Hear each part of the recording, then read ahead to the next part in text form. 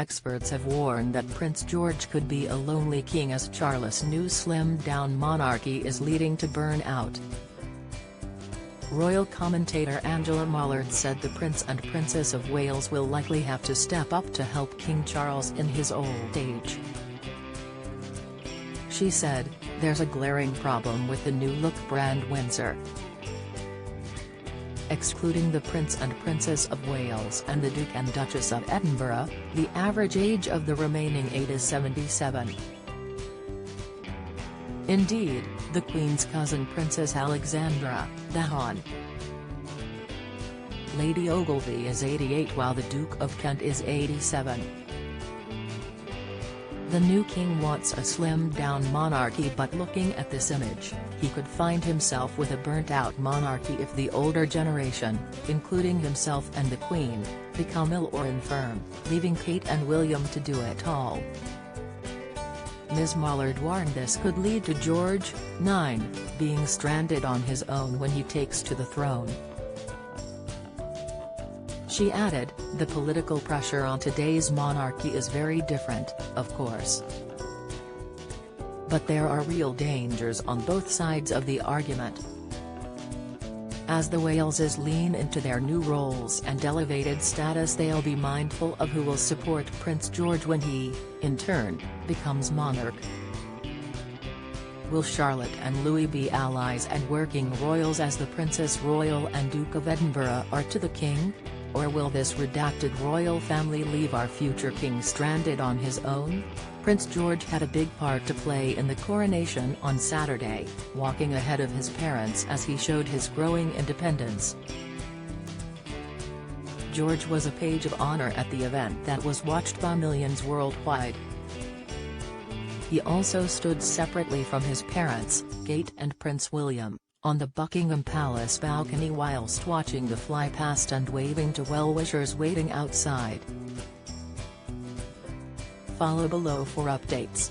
32 minutes ago 08:53 Catherine Meyer funnel King Charles' modern monarchy begins as royals adopt new social media strategy throughout the coronation weekend. From May 6 to 8, members of the royal family shared behind-the-scenes footage of their celebrations. Both the official royal family accounts and those of Prince William and Kate, Princess of Wales, posted upbeat video montages of the festivities' main events, the ceremony itself, the concert at Windsor Castle and the big help out. For several commentators, the content marked a shift in the royals' social media strategy, with many noting the more personal and relaxed tone of the posts. Hello. SME Griffiths, Andrea Camano and royal editor Emily Nash discussed the new approach on the latest episode of the publication's A Right Royal podcast, along with New York Times bestseller and royal fashion commentator, Elizabeth Holmes. Ms. Nash said, "We're seeing a lot of behind the scenes from this, the coronation. There's a whole strategy. Read the full story here." 2 hours ago 07:22 Catherine Meyer funneled John Cleese confesses he couldn't stop laughing at King Charles' coronation. John Cleese has revealed he could not help but view King Charles III's coronation through a comedic lens, and even went as far as to compare it to Monty Python sketches. The comedian confessed to GB News that he lost it when he watched the historic event on television with his wife. "I couldn't stop laughing," he admitted, while visibly struggling to keep it together. "All these people in these silly costumes, all taking things so seriously. I thought it was a Monty Python sketch." Cleese, who once played King Arthur in 1975's Monty Python and the Holy Grail, explained that he wasn't laughing at the people because they were playing their parts really well.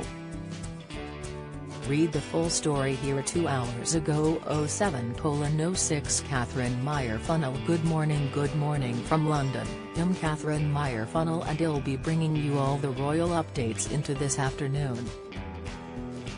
Feel free to get in touch Kathy.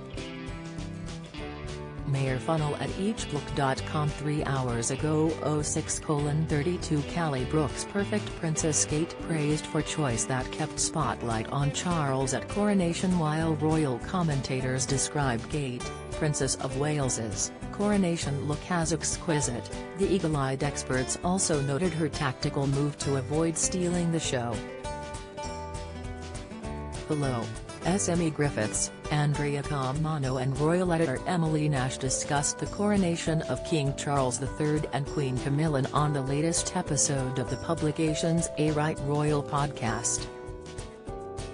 Joined by New York Times bestseller and royal fashion commentator, Elizabeth Holmes, they delved into the sartorial elements of the historic event, focusing on the opulent attire of members of the royal family.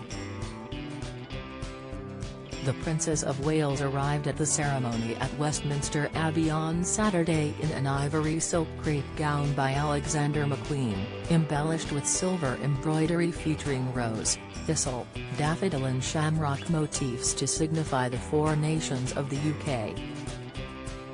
Over the dress, she wore a blue formal robe, an item which initially came to the surprise of commentators but soon proved to be the perfect thing.